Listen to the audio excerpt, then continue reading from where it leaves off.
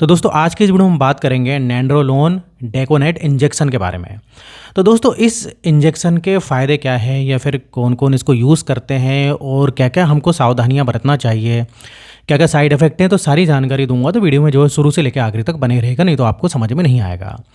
तो दोस्तों ये जो है आपका नैंड्रोलोन डेकोनोट, ये जो है इंजेक्शन फॉर्म में ही अवेलेबल होता है, मतलब इसकी कोई कैप्सूल या फिर मेडिसिन नहीं आती है।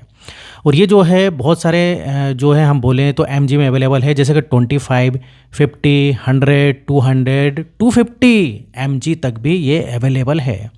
तो दोस्तों जनरली जो है 50 एमजी वाला सबसे ज़्यादा चलने वाला ये इंजेक्शन होता है और इसको बहुत सारी कंपनियां और बोले तो बहुत सारे ब्रांड इसको बनाते हैं, जैसे कि मेटाडेक हो गया, डेको ड्यूराबोलिन हो गया, इस प्रकार से।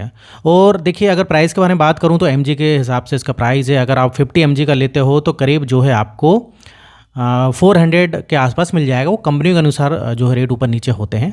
तो 400 रुपये के आसपास एक इंजेक्शन आपको 50 एमजी का पड़ सकता है।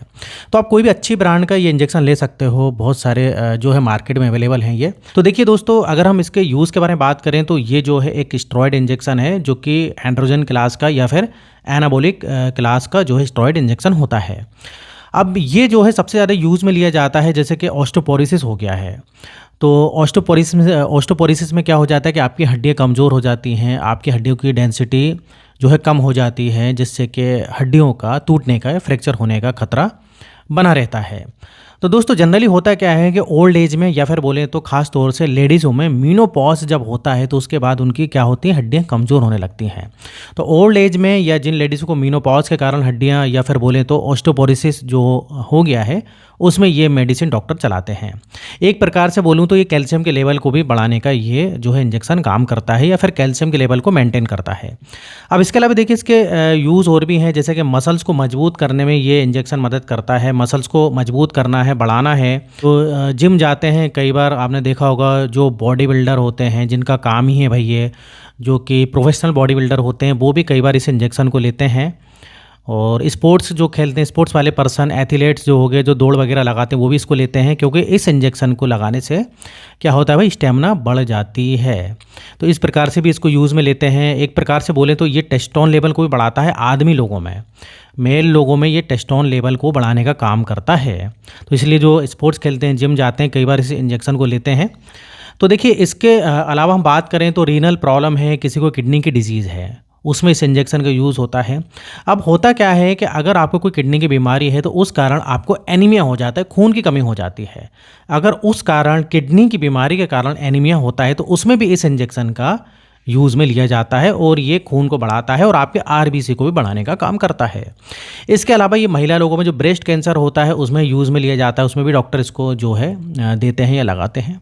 इसके अलावा वजन को बढ़ाने के लिए भी पहले ये यूज़ में होता था, हालांकि अब वजन को बढ़ाने में इसका यूज़ नहीं लिया जाता है, क्योंकि अभी मार्केट में बहुत सारे इंजेक्शन ऐसे अवेलेबल हो गए हैं। लेकिन पहले जो है इस इंजेक्शन को बहुत पहले वजन को बढ़ाने में भी डॉक्टर इसको देते थे।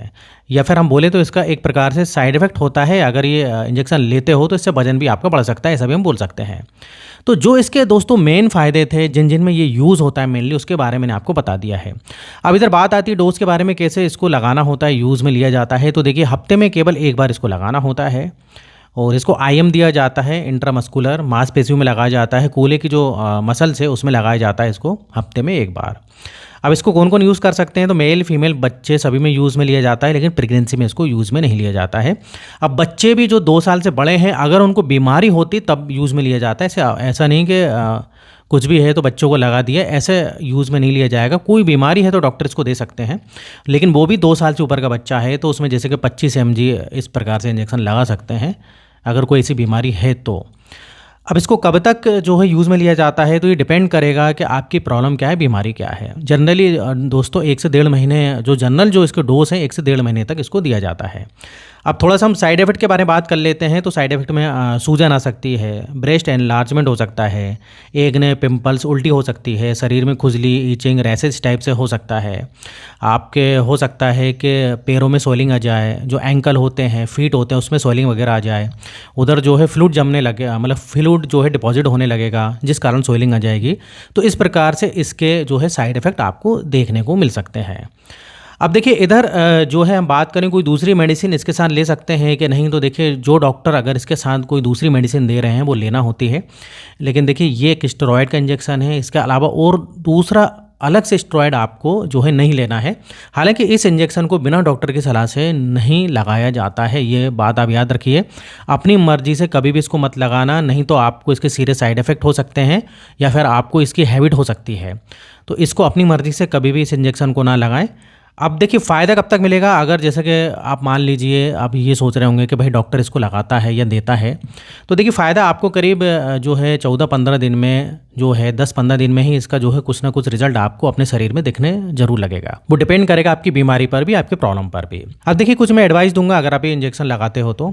जैसे कि देखिए आप ये इंजेक्शन लगाते तो अल्कोहल वगैरह जो है बिल्कुल ना लें, ये सब आपको जो है नहीं लेना चाहिए।